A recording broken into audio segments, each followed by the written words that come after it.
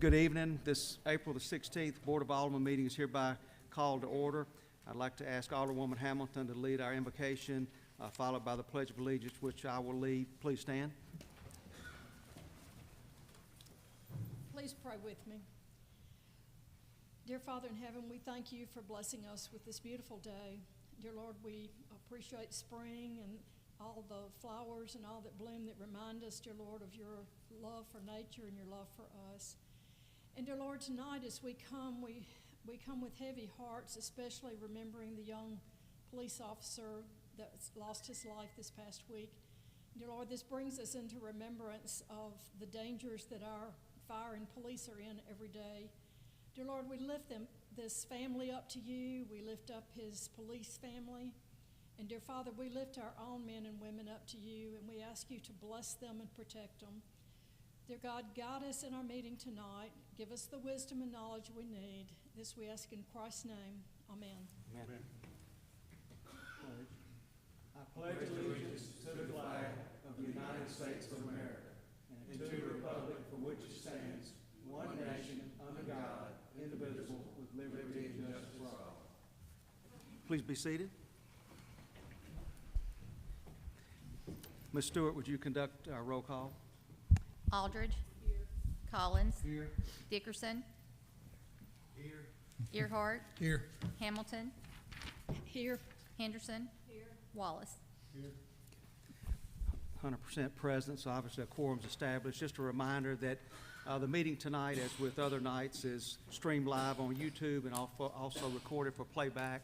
And also remind those of us with microphones to make sure our microphone is in the on position when you're speaking so our guests can hear tonight what takes place. Board, you have before you the minutes from the last scheduled Board of Aldermen meeting on April the 2nd. Any input, any questions or motions on those minutes? Motion to approve. Ms. Hamilton, motion to approve. Is there a second? Second. Mr. Collins, second. All in favor? Aye. All opposed? Abstain. One abstention. Mr. Earhart was scheduled out last meeting. Following the agenda, mayor's update is mainly going to be a proclamation tonight, and I think we have some of our leadership staff from our communications center, our E911 center, if you will, meet me at the microphone, please.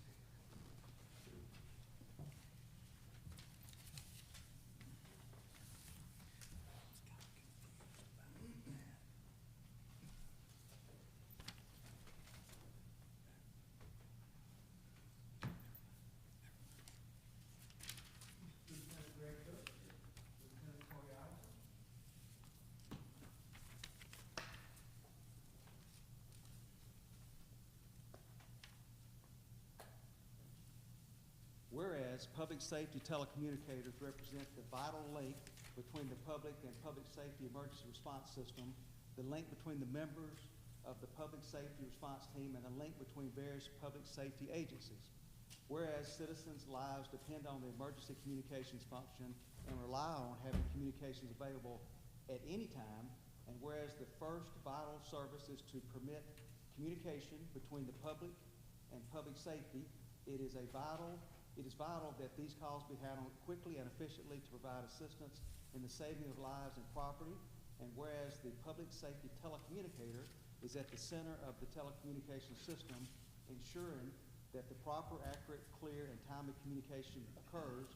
And whereas public safety telecommunicators are the first contact that a citizen has with the emergency services system, now I, therefore, Kenneth R. Adams, Mayor of the City of Olive Branch, and the Board of Aldermen do hereby proclaim this week, April the 14th through the 20th, 2024, as Public Safety Telecommunicator Week in the City of Olive Branch.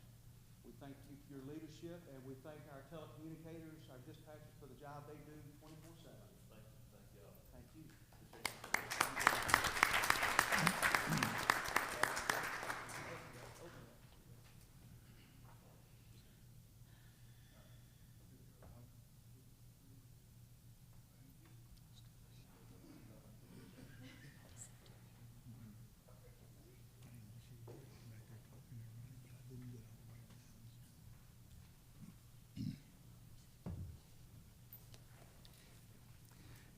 Thanks again for all the telecommunicators, the dispatchers. That's a hot seat to sit in, not knowing what call you're going to receive next, and providing life safety services to our residents and people that transit our city. So thank you very much. Continuing on the agenda, you have the consent agenda board, items 1 through 31. You've had that packet to look through. Any questions or comments on the consent agenda, or any motions on the consent agenda? Make a motion to approve. Alderman at Large Collins, motion to approve. Is there a second? Second, Alderwoman Henderson. Any discussion? All in favor? Aye. All opposed? Motion carries. Under Planning Commission old business, this is a public hearing date for consideration of application for a zoning map amendment submitted by Kyle Ham, Focal Point Investments property owner. The request is to rezone 11.54 plus or minus acres from C2 Highway Commercial District to PUD Planned Unit District, and to adopt the Central Market Project Text and Development Plan for a mixed-use project.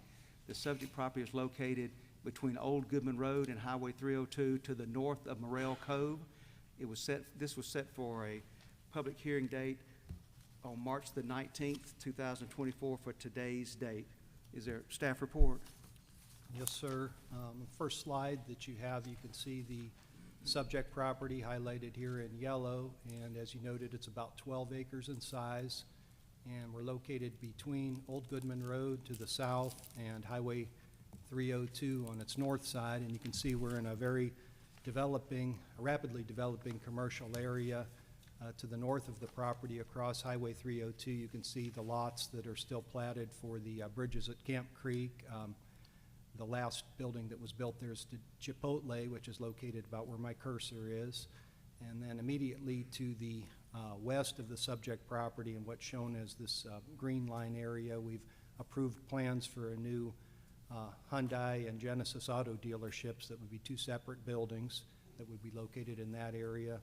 This is the Pet Suites building, and as you go to the southwest of the subject property, we have City Park Drive and our City Park.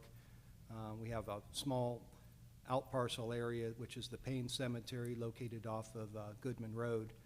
Our subject property has, and also I should say along Morel Cove, we have some retail and service businesses. This is the floor store that's located right here, and this is a retail building located there.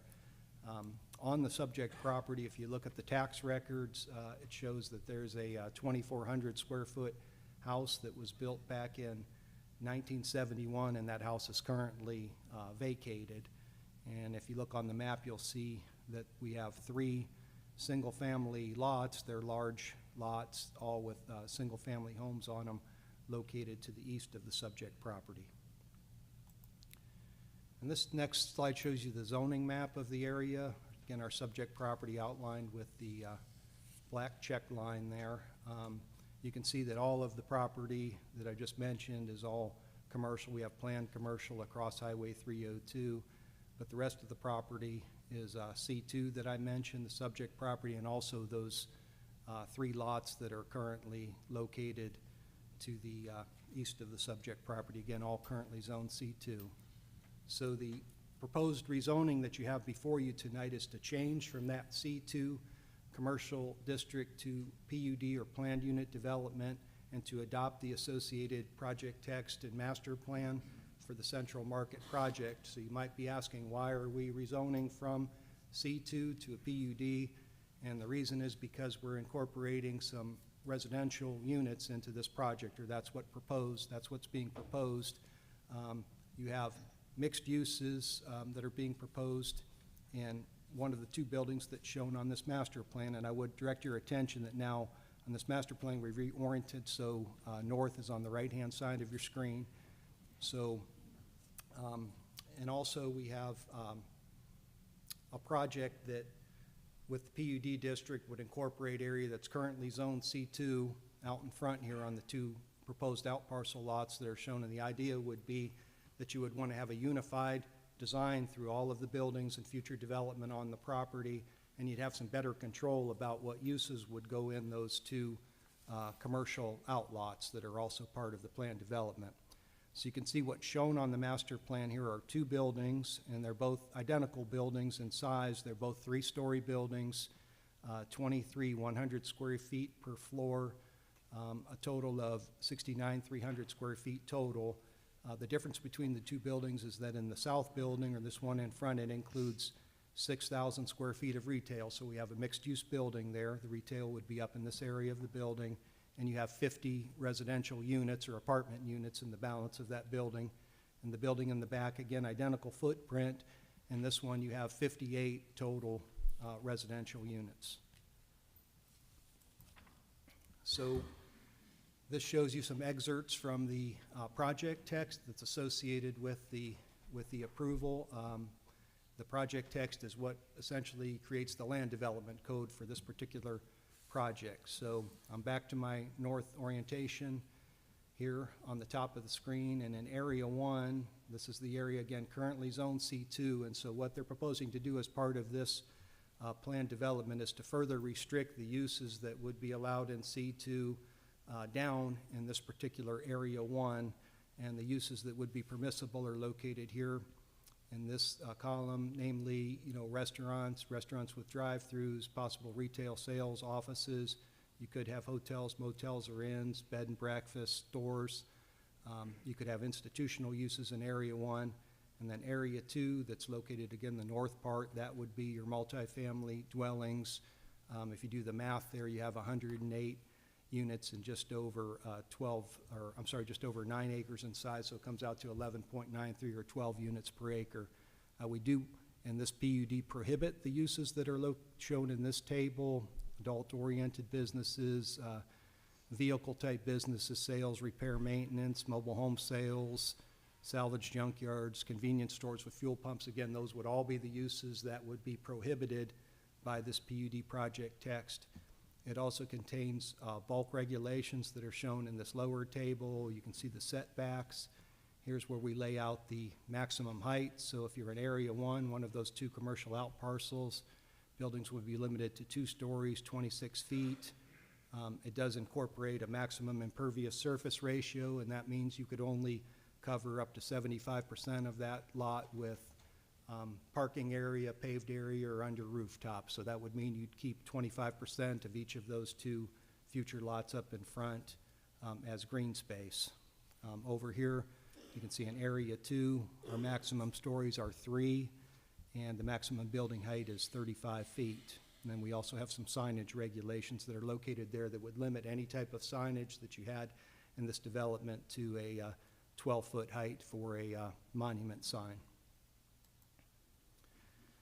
This is, again, some excerpts from our PUD project text, and this is how the developer is proposing to control the architecture in the building. And so you can see the renderings that came out of the project text. I would note that these have 4 stories, but they're now a 3-story limitation due to some changes that the Planning Commission had requested to the project. But again, these are direct excerpts from the project text.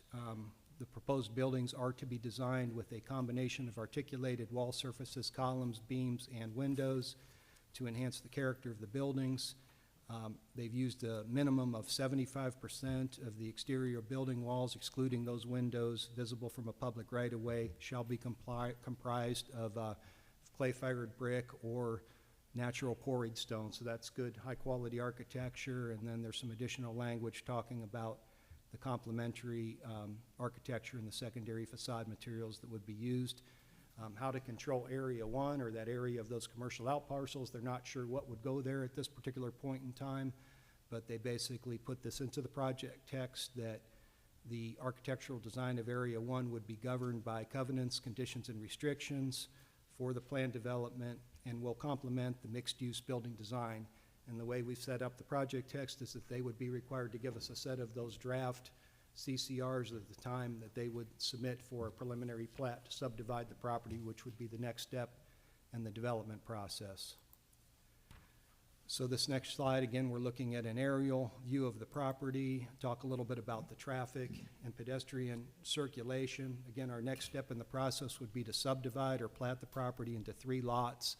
And we put in the project text that at that time, they would need to submit a traffic study with that preliminary plat. So I think there are a couple of factors that would probably work in the developer's favor in terms of a traffic study for this project.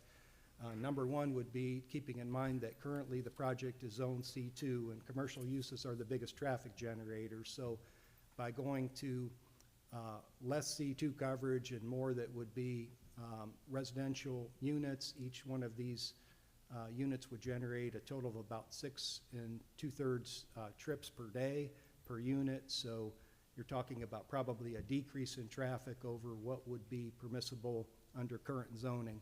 Now, number two, I'll take you back a few years when we had approved the subdivision for the property. That's over there where the Pet Suites is to the west. And those of you that were on the board at the time may recall that as part of a condition to subdivide that property, the developer provided a traffic study, and as a result of that traffic study, improvements were made, and they were just recently completed.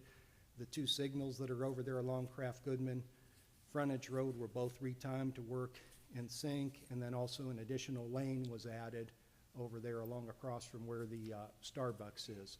And so at that time, with that traffic study back in 2019, the trip generation was based on a set of assumptions on the lots that were in that subdivision that were actually uses that were higher than what's turned out to go there. So we have a Pet Suites that's not generating a ton of traffic, and those automobile dealerships are not expected to generate a ton of traffic. So I think this developer in turn could benefit from the results of that traffic study and those improvements that have already been made. Now, one thing that traffic impact analysis will look at is the need for frontage improvements. They could include acceleration or deceleration lanes along the front of the property. And the property does meet the parking standards. You can see all of the parking requirements here. The way this is set up to work is you have 2 gates that are there and there that would prevent, that would gate basically the residential only users from the remainder of the project. This parking lot up here would be reserved for the commercial uses that would be in this building, and then each of these lots would develop with their own parking lots. You can see on here the 2 driveways. This would be the main drive that would have stub outs when each of these lots were to develop, and this aligns with the retail building that's directly across the street, and then we have a secondary road that would go in to mainly provide access to the rear for the residential apartments, and that's to be aligned with Morel Cove. Again, we have a requirement that would include the continuation of sidewalks along the frontage of the property. They would be required, and this slide shows you what the developer's proposing in terms of a pedestrian system. They've got a walkway around that stormwater detention pond and also over to an area that they're proposing for a dog park. So it's a pretty good circulation pattern, again, that would include sidewalks out on the public right-of-way. As far as this property goes, there are some environmental and development constraints to the property. This is again from the project text, and you can see what's shown in these gray areas are wetlands, and there's a stream that you can see in blue that kind of meanders through the property or the front of the property right now.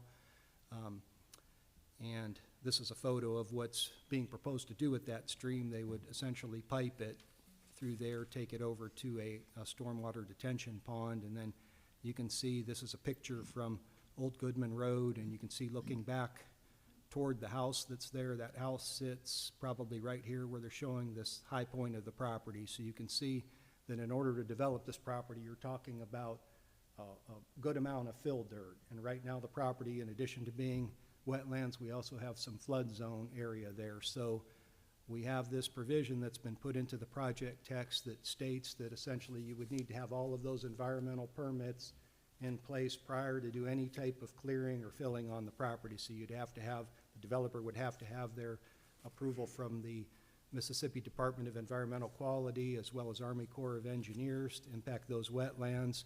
And they would also have to do a conditional letter of map revision, which would mean proposing changes to the flood zone to be able to clear and fill in that flood zone and bring the property up outside of the flood zone. So again, the provisions in the project text would say that they would have to have all of those in place prior to going out and bringing a bulldozer. Now, there is one exception out there where we do have this existing home that is vacant, and that could be deemed as an attractive nuisance right now, so the developer has obligated that they could go and that they would demolish that vacated home within 6 months of approval, even if they didn't have all of those other permits in place. So getting into a review of the project versus the zoning criteria, or criteria for rezoning, I should say. Number one is the original zoning classification for the property was a mistake, and there's no claim to suggest that the original zoning was a mistake.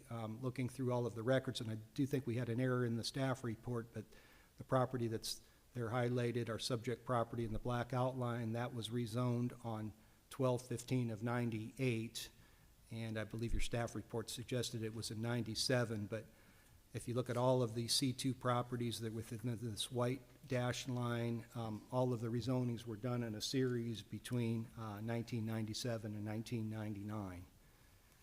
Number two deals with the character of the neighborhood and has it changed to such an extent to justify the proposed rezoning. We do have significant changes in the character of the area. As I had mentioned earlier, we have the bridges at Camp Creek across the street, heavy commercial development. We've got the future auto dealerships. We've seen development along the Morrell Cove corridor and across the street on Goodman Road. Really the key criteria in this case is dealing with the public need and whether that exists for the rezoning.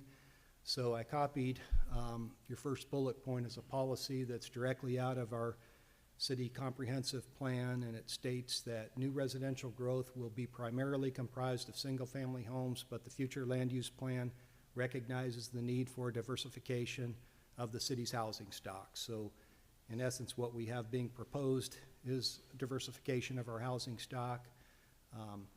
Our subject property is currently designated on the comp plan that was adopted back in, originally back in August of 2000. Shown right here, it is in a medium density residential district. And so what we have going on across the street and over here to the west of the subject property, this is a commercial corridor on our future land use map.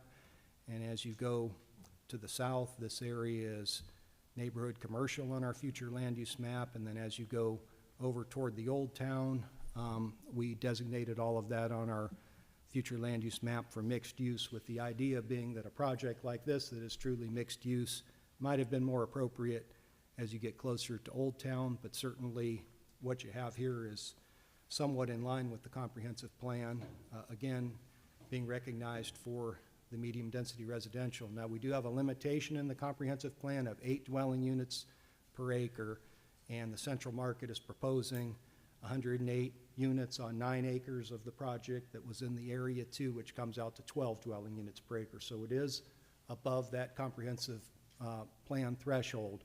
So when this project was reviewed by our planning commission, when it originally came to them back in February, it was at 15 units per acre. And so our planning commission basically tabled the application to the March meeting, and during the tabling of that, one of the suggestions requirements that they put on the developer was you need to take a look at this residential density and bring it down lower. So ultimately, when it came back to the planning commission with that lower 12 unit per acre density, they did determine and passed a motion by a 5-2 margin that the rezoning was justified. They believed that the change in character and that a public need did exist, and they have recommended that the subject property be rezoned from C2 to the planned unit development with the concurrent adoption of the project text and preliminary development plan that was amended from the original time they saw the project back in February. I did put the alternate here. You could, in theory, deny the project if you felt that the density of the 12 units per acre was too much, and that so much that it exceeded the 8 dwelling units per acre that is in the medium density residential future land use map designation. That concludes the staff report. I can answer any questions you might have. Thank you, Mr. Gambone. Does the board have any questions regarding the staff report? I have two things that I'd like to discuss or bring out. Number one would be, and since we possibly could be adopting project text, Mr. Gambone, was it discussed? I'm a little concerned, I guess, about the two drives. Because if you look at it, where it is, the little curved drive comes out and abuts into Morrell Drive, and that makes sense. But then, however many feet that is, 30, 40 yards, you've got another main drive coming out, and we already have some traffic issues there. So I guess that was one question, has that been discussed? And then there were two or three things I'd like to see potentially removed from the permitted use list. And I can address that now for future discussion, or bring it up later if necessary. Well, I Let's think go on ahead and the- take the driveways first and then look at the others. Yes, sir. On the driveways, that would be reviewed, with the traffic impact analysis. And so I believe that the traffic impact analysis may show the need for some additional, maybe acceleration or deceleration lanes over in that area. As far as where they put the two driveways, I'm not sure there are a whole lot of options, out there. I think this one makes a lot of sense because it's the main entrance where you'd have the mixed-use part of the building, and then it would be between the two, basically out parcel lots. So there wouldn't be any additional entrances for those out parcel lots there, and then this kind of serves as your entrance to separate it from the commercial traffic, more for the residential traffic that would be coming to the back. So I think that they've probably made a pretty good effort at, what they have to work with there in the frontage. But again, some of the details of that would have to be looked at during the time of the traffic impact analysis and by our city engineering department. So that could be addressed later if it does pose a problem. Yes, sir. Okay. Because you've just got staggering lanes every, both sides of the street, so but I appreciate your input on that. And I'm gonna go to my packet on the permitted uses. If this were to be approved, I would like to see, just because of the land size, grocery stores removed, hotels, restaurants with drive-through, simply because most of those are vacant now, they can't hire anybody, and theaters, those four. Grocery stores, hotels, restaurants with drive-through, and theaters. One thing I would say on the hotels, well, I don't think the site's not large enough. Neither of them, they're both about a little bit over an acre and a half, so neither's large enough for a grocery store. And then as far as hotels or motels, I think that two-story limitation might preclude those uses. But I would defer to the developer applicant on those questions. We'll definitely hold that for the applicant to give Absolutely. input. Any other questions on the staff report, and then the applicant may have some things to add. All right, that's I've got a question. Have we addressed it, like an ingress, egress to the adjoining properties? Because, it's all zone commercial, and I know we normally do that as if it developed farther to the east. There's a more recent version of the site plan that was submitted that we didn't put into the text yet, that did show a stub out for, let me go back to this one. It did show a stub out driveway coming here, right here. But yes, I think provisions for that stub out could be made at the time of platting. It's not something that I don't think this plan wouldn't preclude that. Okay. Well, I would hope as it developed farther to the east, whenever it may happen or never happen, but that should be an option so they don't have to come back out. Yes, sir, Goodman. that's a Oh, good. Goodman. I think so, and eventually, I think the idea would be, you have these three single-family homes that have been designated commercial for over, 25 years. So, we were looking at it, and doing the comp plan back in 2020, thinking this property really hasn't done anything in all of this time that it's been designated for commercial. So that's kind of where we reevaluated and then said maybe this property would be better for a medium-density residential use. But I think the idea would be that you would want to tie Morrell Cove in eventually, Parkview Boulevard as a main entrance for whatever development you had, and you would want to be able to traverse it over to this area. So that's probably a good idea, and that would work very well for traffic management, you know, but as I said tonight, these 3 properties are not part of the development proposal, but I do think. understand that, but for future planning, and I know the pictures that's in my packet shows 4 stories, but I understand they're talking about 3 stories. Yes, sir. I think when they went to the planning commission originally, the buildings were 4 stories because of the fact that they were asking for the 15 units per acre, and I think part of them dropping the density down to the 12 units per acre So they are allowed them 3 to eliminate a story. So they are 3 stories. Yes, sir. Okay. Thank you. Any other questions on the staff report? One question. As far as the public need, I agree that it's C2, and I agree that it's been a change, especially since I've been a child here. But I don't see the proof of a public need. I've never had one call asking me for more apartments. There's plenty of vacant apartments. There's plenty of homes that are for sale. We got 5 or 6 neighborhoods within a 1-mile radius being built. I don't see where the public need is met. I think the only thing I would say to that is, again, when we were doing our future land use map back in 2020 for the updated comp plan, we were looking at an area that had been zoned C2 for, you know, a couple decades, more than 2 decades at that point. And we were looking at areas where we could diversify the city's housing stock. So this was an area near the park, and you can see we also designated this area on the south side of Goodman Road that backs up to the park, both as possible locations for some multifamily, that being a good transitional use between, you know, your commercial zones and more as you get toward Old Town and into a mixed-use district. So we thought that was a good transitional use of the property, and we were actually trying to find locations where a medium-density residential would seemingly work, possibly in the marketplace and in the city, because we do lack, you know, that product in the city right now. So, Well, this is a 2040 comprehensive plan. As we adopted in 2020. It's only been 3 years. If we don't change it now, and we allow it to develop as it was intended just 3 years ago, I don't think we're giving the comprehensive plan time to see how it works. I just don't know that I agree that the need's been met. That's all. Thank you. Any other questions on the staff report? Hearing none, would the applicant like to give input to the board before the public comments? And applicant may want to address the public needs question as well as the grocery store, drive-through restaurants. Anything else, Mr. Gearhart? Gearhart, Just those 4. grocery store, I'll drive-through bring up restaurants, and the- public need?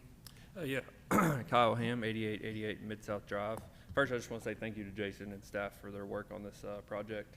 I will address some of your concerns to begin. We do not have any problem with omitting the hotels, drive-through the restaurants, or I can't remember the last one, but we have no problem with any of those, so we're in agreement to that.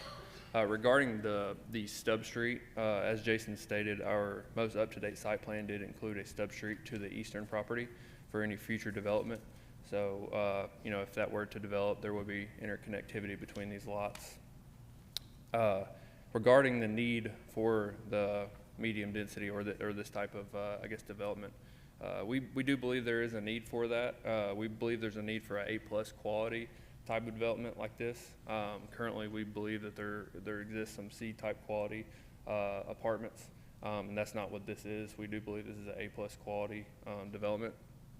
So I kind of walked back through, as Jason stated, we came through with Planning Commission and we're seeking 135 units originally.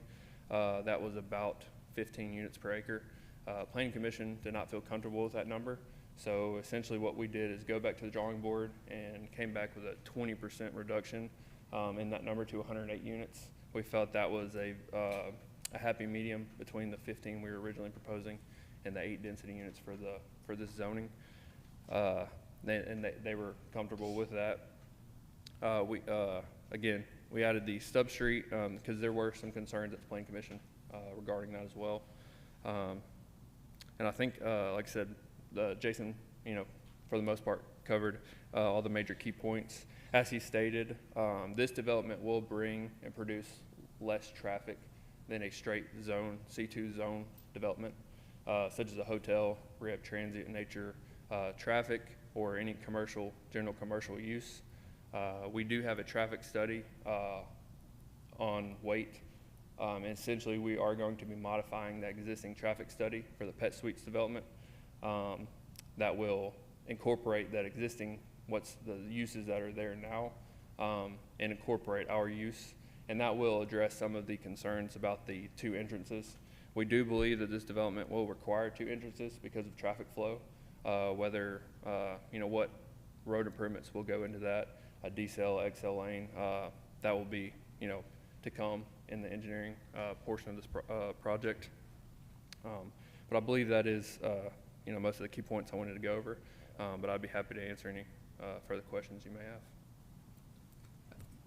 What kind of screening are you gonna have to the next property to you? Between what kind of screening you gonna provide? For I'm assuming the eastern property? To the east side, yes. Well, the property will be completely fenced, and then we will also have considerable landscaping along all the property lines. And then that property also is, pretty well treed as it exists on that property line. But we will also, any trees that we take out will replace with considerable landscaping. You gonna leave the large trees along the property line, you said? Yes, we're going to try to stay off that property line as much as possible. So, if they're all on the property line, then those trees will remain. We will only take out trees that are on our property. Okay. And the question I had about the ingress, egress, are y'all Yes. gonna stub a street out? Yes, sir. We do, our new site plan, we will have a stub street to that eastern property. So if that lot were to develop in the future, there'd be connectivity between the lots. Okay, thank you. That's all the question I had. Any other questions of the applicant? I'll try to get my voice to come out. When you came up with this design, did y'all already know what the maximum units per acre was when you started the project? We did, yes, sir, we did. We knew what the maximum for that zoning were, but we felt that, this area, we feel that this property is an ideal area for this type of development. A little bit higher density units per acre due to the fact that it's in a mainly commercial area. There's not any residentially zoned property abutting this, property. So we felt that it could handle the higher density units per acre than the 8. Okay. Anything additional? I have a couple of questions for Kyle. And I tend to agree with Alderman Wallace in that, I guess my question keeps coming back, why apartments? We have currently approved 400 plus or minus in the last 3 years, and not one complex has scratched the dirt yet. And so I keep scratching my head why the development community comes back and says, we need apartments. I don't see any market, and we certainly can agree to disagree. I don't mean that. I'm just saying I don't see the studies. I don't see the need, and they're not getting built. And furthermore, as Alderman Wallace said, I don't get any emails or calls saying we need apartments. We need more houses, but we don't see any getting apartments. So if you could address that and help me understand, I'd appreciate it. Yeah, we feel, I think with the current housing market, obviously, for the majority, these apartments are, targeted towards a younger audience. I think now with the way the market is, it's pretty difficult for, any mostly young family or young professionals to go out and purchase a single family home. So these apartments are more, geared towards, the younger, I guess, professionals, younger families. But we don't feel that there's high, like I mentioned before, the A+ quality type apartments in Olive Branch. We do feel that there's a need based on the cities around Olive Branch, that there is a lack of that type of housing. Surrounding areas, you see the apartment developments that are going up that are, being occupied, and we believe that there's a lack of that in Olive Branch for people to come and call Olive Branch, you know, a home. That's not single-family homes. So who are renting those apartments? Do you have a demographic type or study, age group? I would believe that, you know, your 20s to, you know, 30s, like I said, young families, young professionals, people who necessarily can't, you know, go out and afford the single-family home as they are right now, or don't want the maintenance. Then you also, you know, have the older people who want apartments that don't want the maintenance of a single-family home. And I guess my last question is, how would you define an A-plus quality apartment? I'll take on that one. All right. Good evening, Chad Fisher, 8888 Mid-South Drive. Can I back up to the other question of the clientele and Can the you age get group? to that microphone just a little bit? Can we Thank you. back up to the first question? So when I first came to Olive Branch almost 15 years ago, I lived in an apartment. I couldn't afford a house. I had a decent job working at Michael Hatcher and Associates. I lived there until I could afford my first house. Of course, 15 years ago, it was a different time. You could buy a house for about $120,000 starting out in that same neighborhood, actually just east of here. Right now, $120,000 houses don't exist anywhere in Olive Branch. And if they do, you're not looking for it to live in for you and your family. Now, even when I built my house 3 years ago, I actually lived in the Vineyard Apartments for 2 years. I had to be on a waiting list. You know, I know people don't email about needing apartments, but there is a waiting list at the Vineyard today. And that's a central apartment right there off of Goodman Road, just north of here. I believe they have 800 or so units there that are fully occupied. I'm not sure how long the waiting list is. I've heard friends of ours in the office say their kids are trying to get an apartment there and they're on the waiting list. So we do know there is a need for apartments. Speaking on Class A apartment, like I said, I lived in the Vineyard, which I consider the nicest apartment in Olive Branch. They don't have granite countertops. They don't have the nice floors. The carpet doesn't get replaced. As you can tell, the building materials are vinyl siding for about 90% of it. Not speaking bad about it, it's a great place, I live there, but at the same time, we are talking about a 75% masonry building, gated, fully secured, granite countertops, taller ceilings, balconies, and with that comes their own set of rules as well to be managed. There will be on-site management, it'll be staffed. We'll have several rules about not being able to hang your towels on your balcony, you know, what you can put out there that's visible from the street to maintain that nice appearance. Again, we're not trying to bring something that's subpar by any means. This is extremely nice. If I was looking to live in an apartment, I would want to live in this one. I believe you guys have seen the Cascades, and to mention that no apartments have broken ground. We're actually out there every day. We've got about 30 people out there scratching dirt, as they say. We are planning to be platted by July of this summer and have all of our sewer improvements and MDOT improvements completed. And we plan to come vertical out of the ground with 2 buildings. We have several other tenants that are with us coming out of the ground.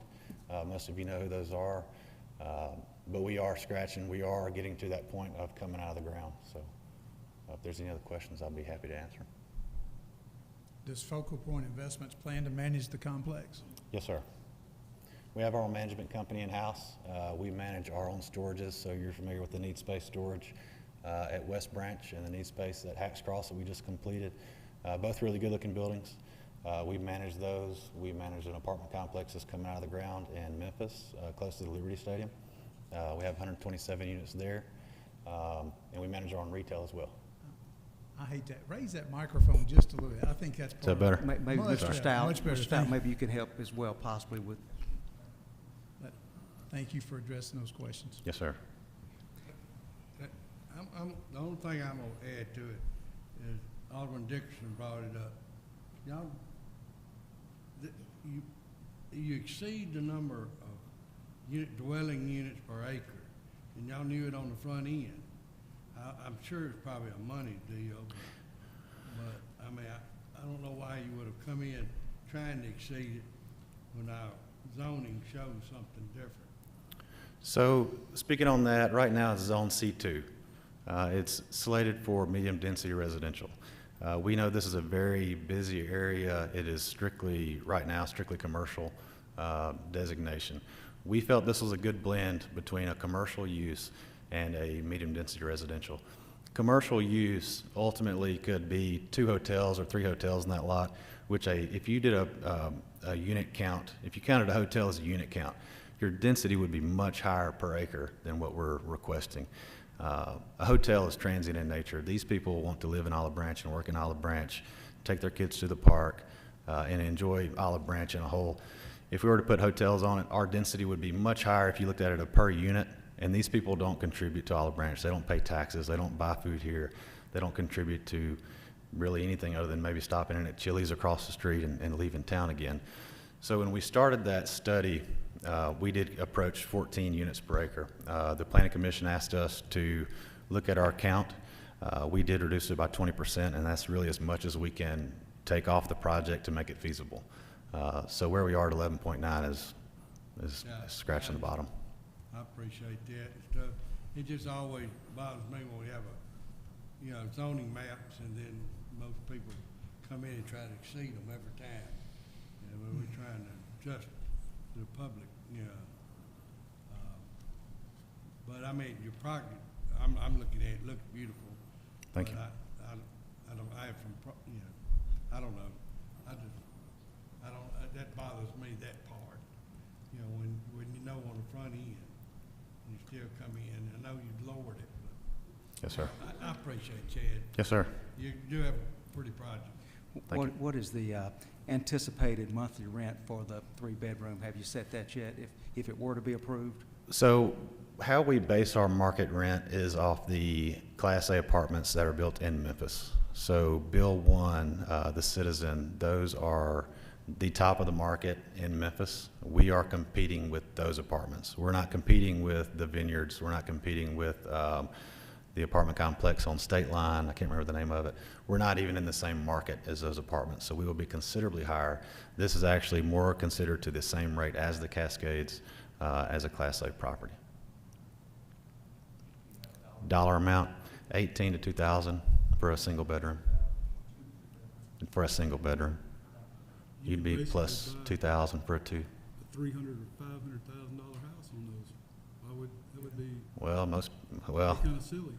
With interest rates at 7.5%, it's more $3,500, and you got to have good credit. I still hadn't seen the need. Have you anticipated or have you figured the annual average salary that a person would have to make to qualify for your $2,000 a month? I think it'd probably be 65,000 plus. 65K? Yes, sir. Any other questions of the applicant?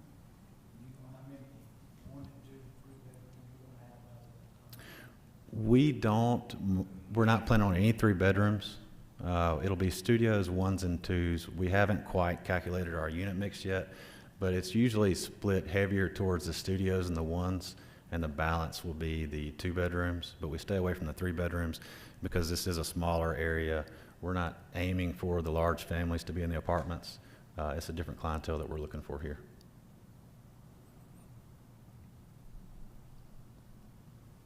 Anything additional? If not, thank you, gentlemen. Thank you. This is a public hearing date for this property. If you're if you're in the audience and you're here to support this, you're a proponent of this application, you'd like to speak up on behalf of it, come forward at this time.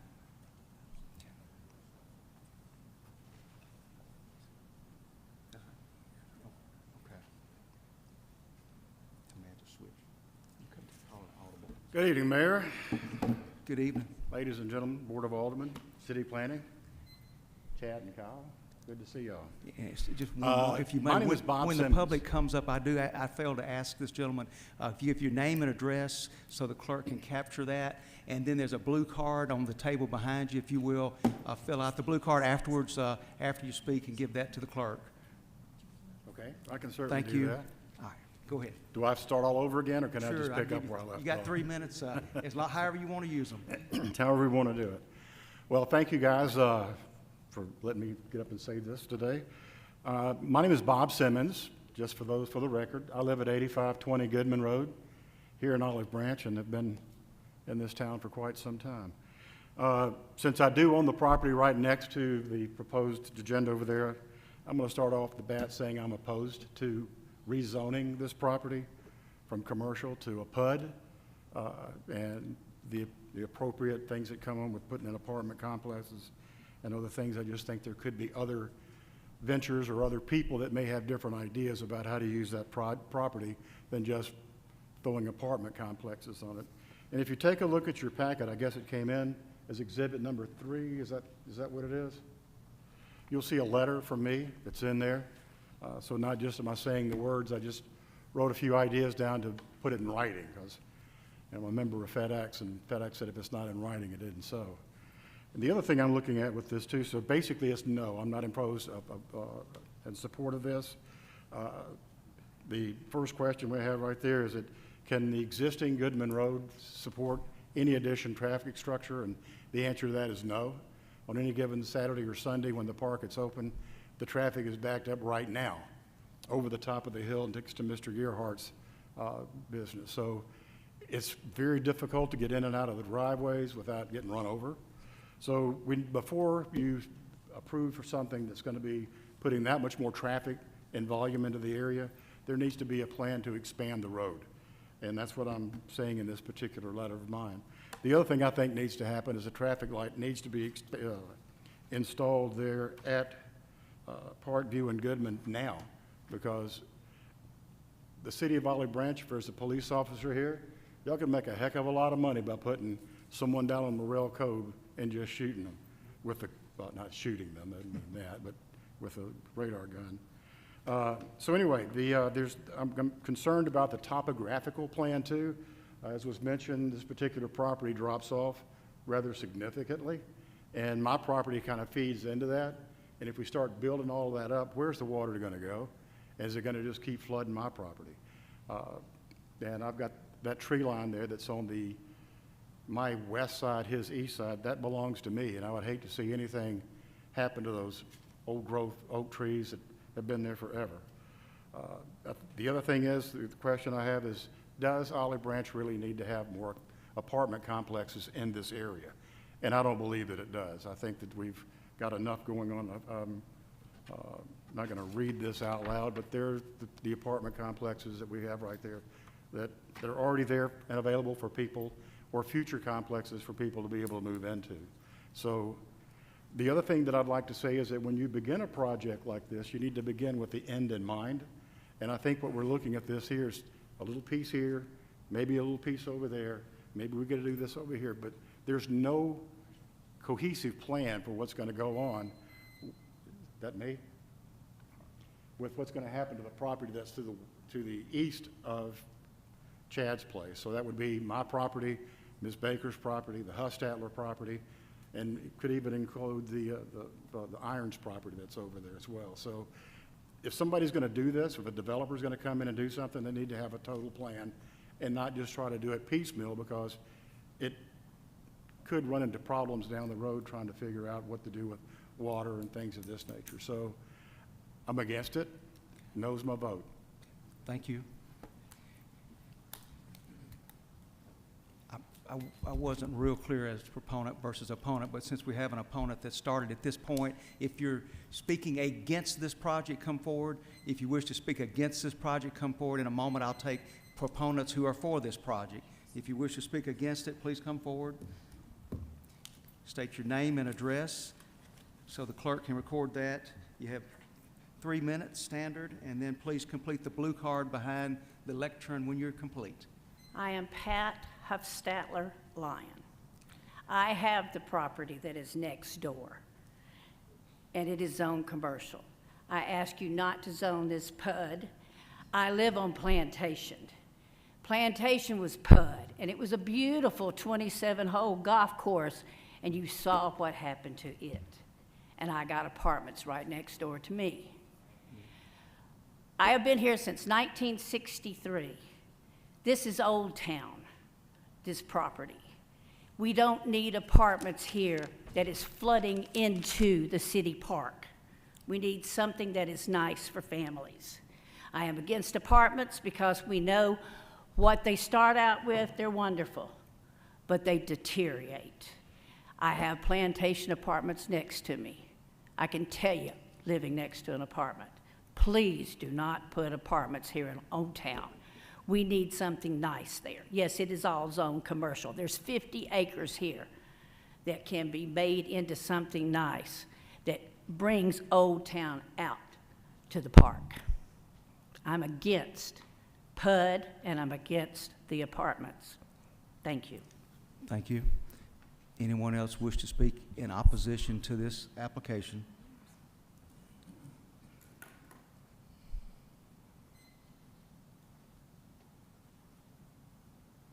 Good evening. My name is Carol Huffstatler Mitchell, and I am the other part of a third of this property on 8568 Goodman Road.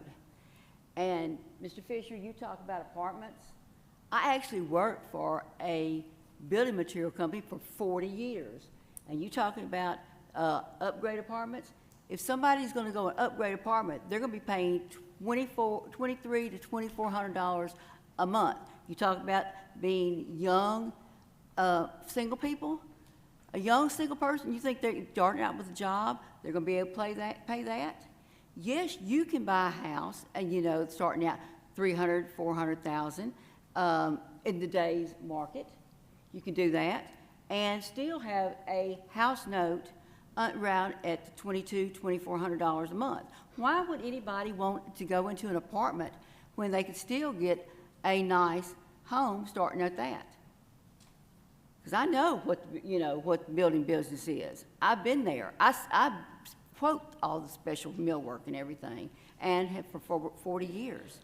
Olive Branch doesn't need any more apartments right at that area. Please leave it as commercial. We've got the development of the Chick-fil-A. We got the developing of the Chipotle right across the street. I mean, you've got that land right there that can pull into that and be able to do that before you make into Old Town. Because, you know, who wants all that right here in the center of Old Town? You want to go ahead and you want to end that right there and keep that commercial. And, you know, and where Susan Irons' property starts, then, you know, you starting into the Old Town, building up the Old Town. So people, you know, will look for what we grew up with. The type of, you know, the olive branch that we grew up in in 1963 and coming up through it. And so, yes, I still live in Olive Branch, and I'm very proud of living in Olive Branch. But we do not need any apartments because, you know, you think about apartments do start out as being nice, but then they downgrade. Unless you're planning on building something like Silo Square over in South Haven and everything. But then you would need to bring over across the highway like what you did over in Silo Square. Across and use that C2, that commercial property. So yes, I am opposed to it. Thank you. Anyone else opposed to this application who would like to speak?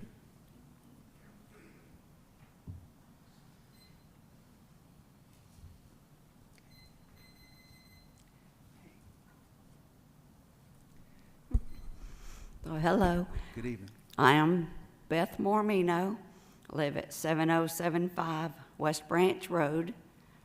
I have talked to a number of our neighbors, and we are all opposed to having apartments that close to us. We're not happy about, you know, what kind of people might be there. They might start out really nice people, but it doesn't always stay that way with apartments. I'm not looking forward to that, plus the traffic that's already been addressed. And a lot of those people will want to get over into the park, which may or may not be always a good thing. But we are definitely opposed to apartments. I know y'all want to build something in that area, and something's going to come in there. As long as they can keep it nice, I don't think it should be apartments. So my husband's with me, and I thought some neighbors would be here, but lots of people have other things that come first, I guess. But we are totally against apartments. Thank you. Thank you very much. If you will, complete one of those blue cards for the clerk. She's holding me accountable for those cards. I've got to get them to her. Anyone else like to speak in opposition? You're opposed to this application or opposed to this development?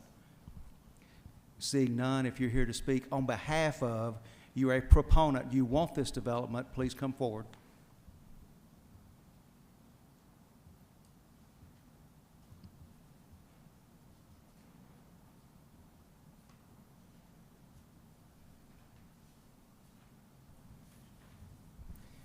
Seeing none, the public comment section is closed at this point. Does the board have any questions that have arisen over the public comments from staff or from the applicant? No, but I'd like to make a motion. I'd like Go to ahead with your make a motion. To deny the request and leave this commercial. I've seen no justification for a change for apartments in this area. Motion from Alderman Wallace to deny this application. Is Mayor, there a second? Those reasons again. Your reasoning?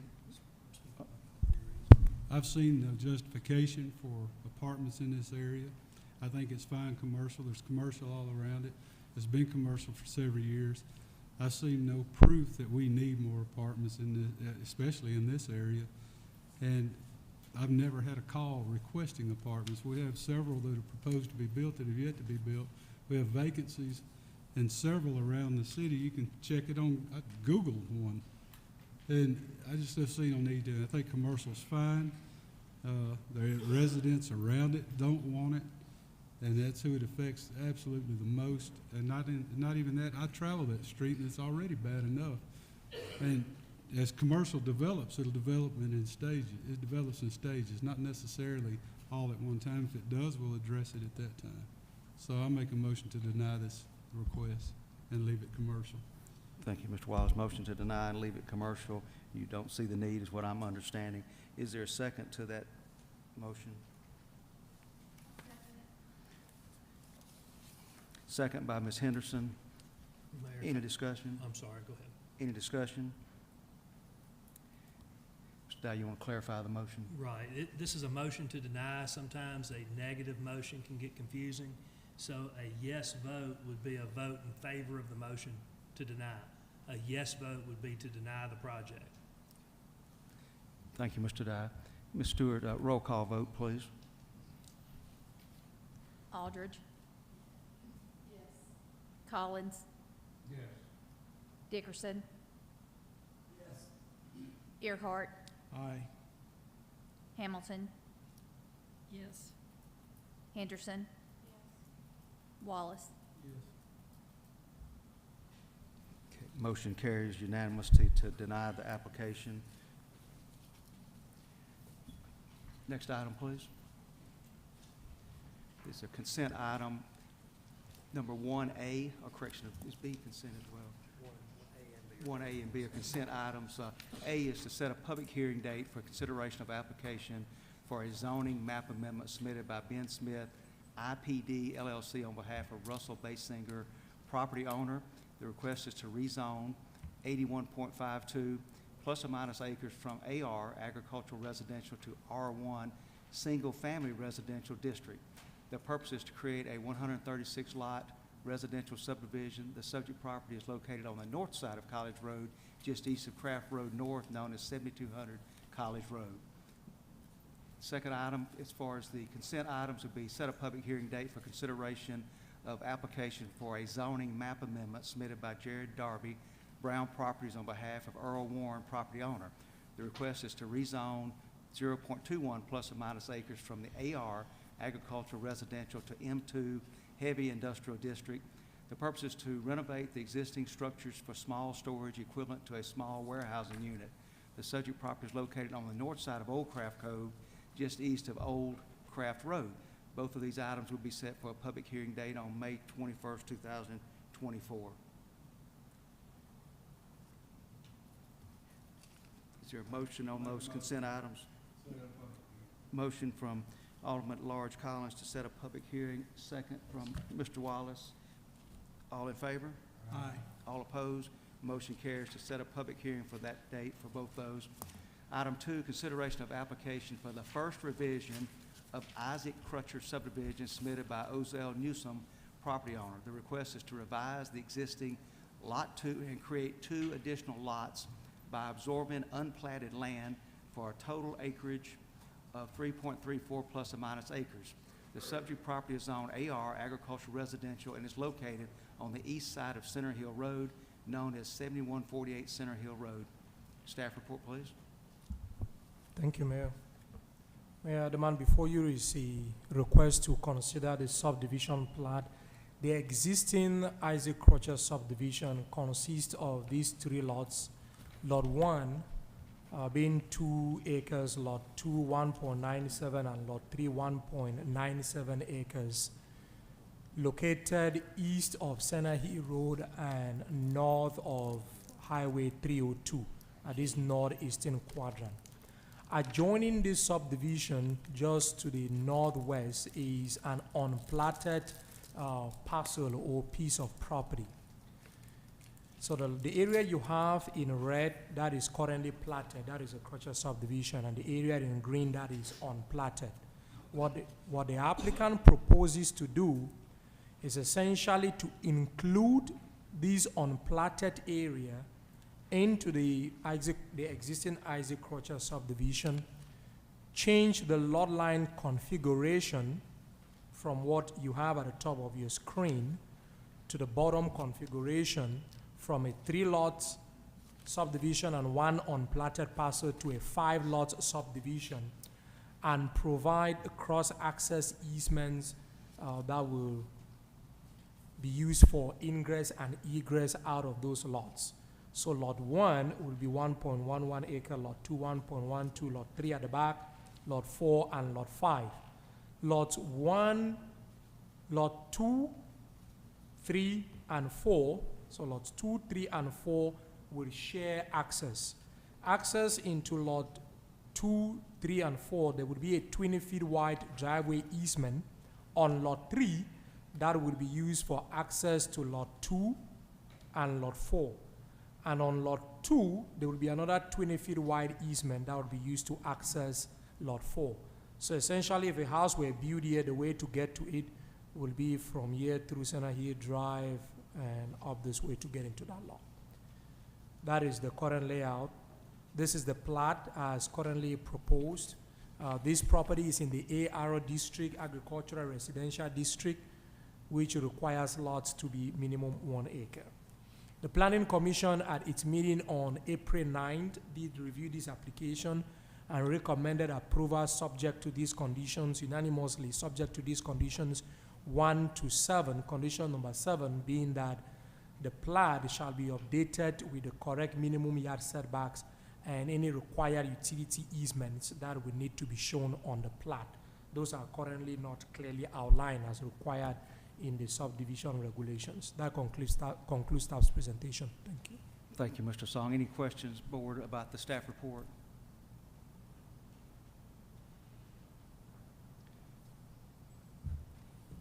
Is it a road that goes down through there right now? That's gonna access lot 2 and 3? No, sir. There is no Okay. road right there right So now. that'll be built? That would have to. There will be a. That's all. Thank you. It's a vote tonight, isn't it? Does the applicant have any, is the applicant here? And if so, do you have anything to add? Okay. Any other questions regarding the report or any motions? Motion to approve. Mr. Collins, motion to approve. Is there a second? Ms. Aldridge, second. All in favor? Aye. All opposed? Motion carries.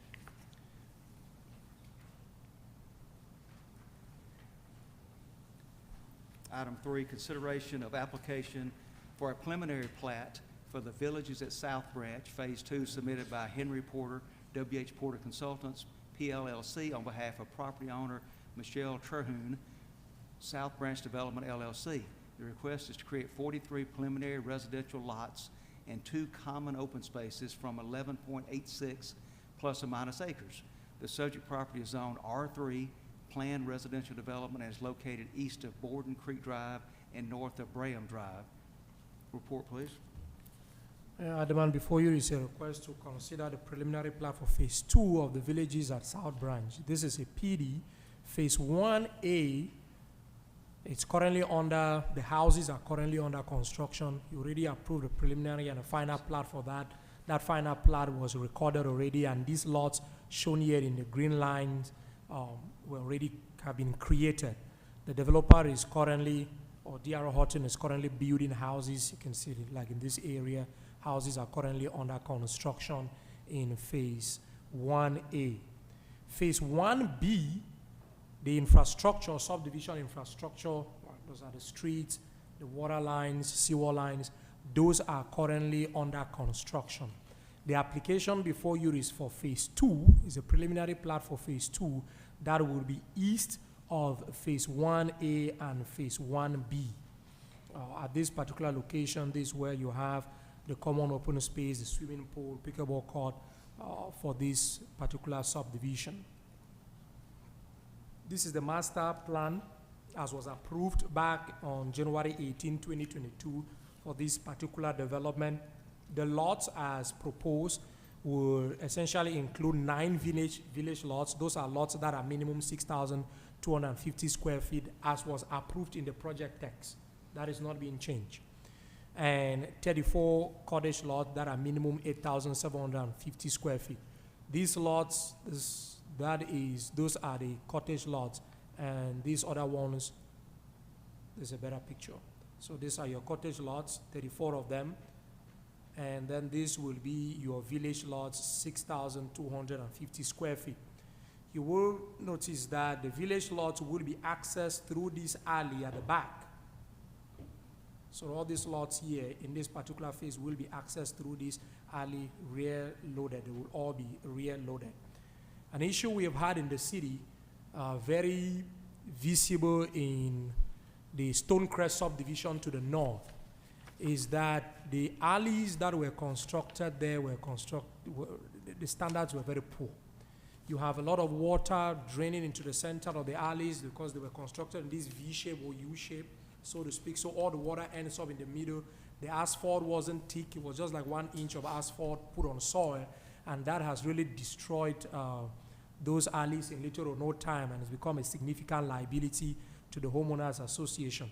So when the Planning Commission reviewed this, and at the recommendation of the city engineer, the Planning Commission approved, subject to a number of conditions, 1 to 5. Condition number 5 being that the pavement schedule of the alley shall consist of 8-inch soil cement and 3-inch asphaltic surface. That is the same thickness we use for public streets. That's the same we use for local public streets.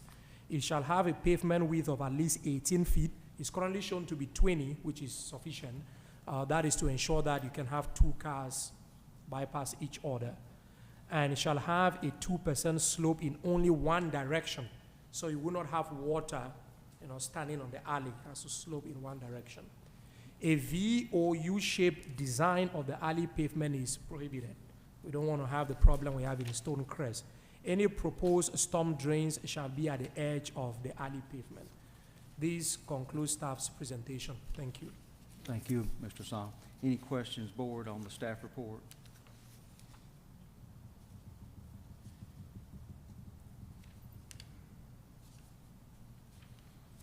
Is the applicant present? If so, do you wish to add anything? Not required, just if you wish to. Okay. Any questions for the applicant, board? Okay. I will make a motion to approve as presented. Motion to approve as presented by Alderman Earhart. Is there a second? Second by Mr. Collins. All in favor? All opposed? Motion carries. Next item is this is a public hearing date for consideration and action on motion declaring the condition of the following properties to be a menace to the public health and safety and directing either the city staff or contract labor to clean the property forthwith. Are all the properties still on the list, Mr. Gambo? Yes, sir. The 10 properties are all on the list. None of the status have changed. Our code enforcement officer should have checked those all today, and they still remain uncut. These are the same pictures that are in your board packet showing the location of the 10 properties and the pictures showing the condition of the grass.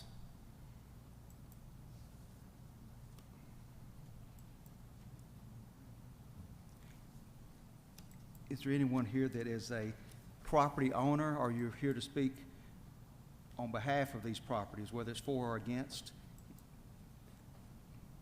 The names and addresses will be on the screen before you, but anyone here to speak for or against these properties? Seeing none, board, any questions or motions on these properties? 7257, Mr. Gambo? Is it worse than? Yes, that tree's now split in half as of last week. I know this is not a current photo because I was there last week, and it's laying partly on the driveway and partly over the sidewalk. Mr. Wallace, it is. Well, that part of that, you know, cleaning up that property could include removal of that, at least get it to the point where it's not, you know, at least get the down limbs out of there and do so. If the entire tree split, I suppose it could entail taking out the whole tree. And I didn't do it either. I was there, but it was split before I got there. When I pulled in the driveway, it was split. Good question, sir. Any other questions?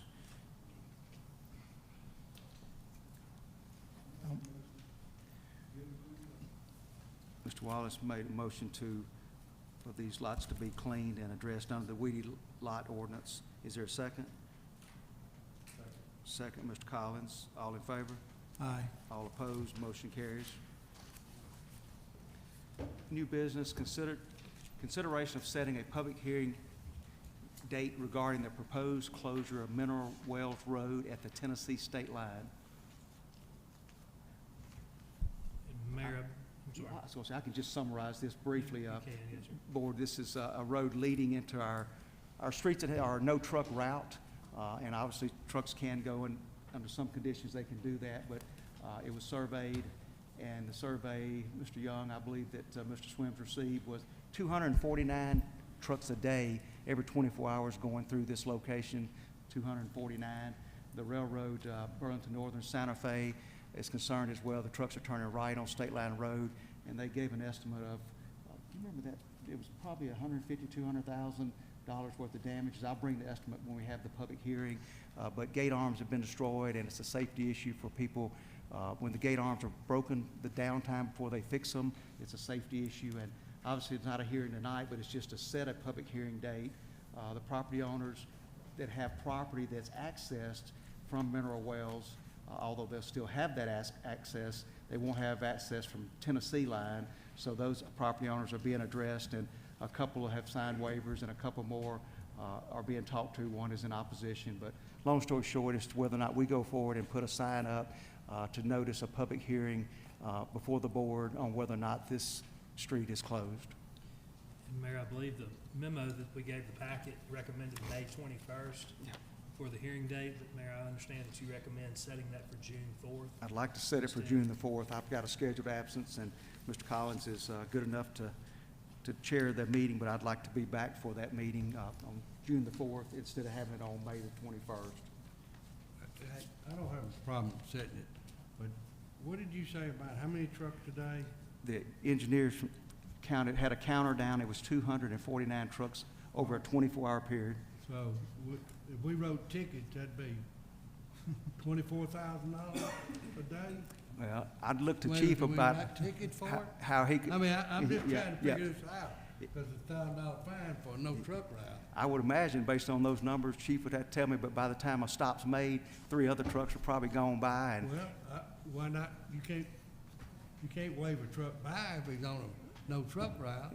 they've just got I one. mean, Yeah. I have a problem, I don't mind setting a public hearing, Yeah. but I'm not for starting to close roads Yep. that's been open long before the city probably even existed, Yep. you know.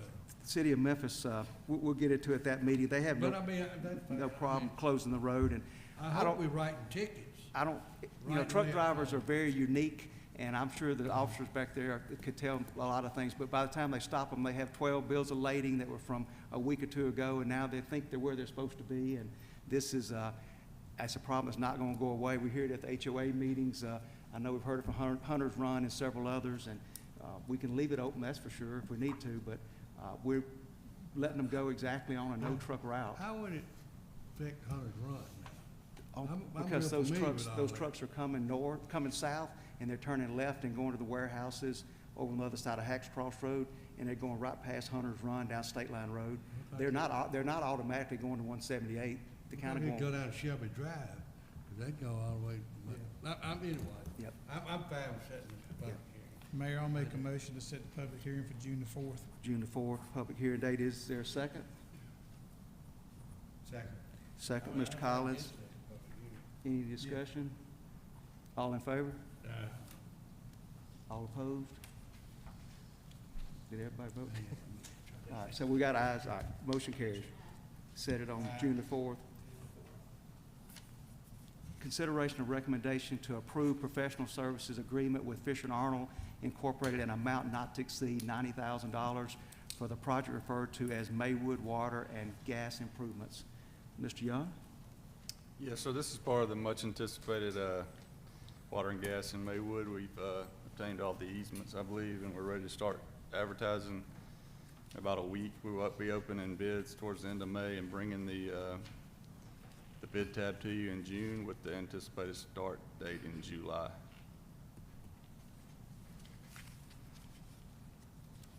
Any questions on the staff, or for Mr. Young, rather, for the $90,000 for Maywood Water and Gas Improvements? Any motions? Sir?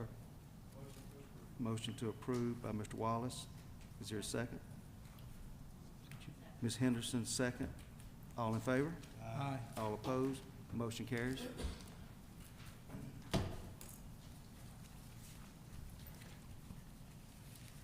Next. Is there a motion to leave regular session with the intentions of going into executive session to discuss items 1 through 6? Ms. Henderson, motion. Is there a second? Ms. Aldridge, second. All in favor? Aye. All opposed? Is there a motion to go into executive session to discuss personnel matters in the police department, personnel matter in the fire department, personnel matter in the public works department, personnel matter in the street department, acquisition of property, right-of-way, utility easements, and pending litigation discussion with city attorney? Is there a motion to go into executive session to discuss those 6 items? So moved. Ms. Hamilton, motion. Is there a second? Second. Second, Mr. Earhart. All in favor? All opposed? We are in executive session.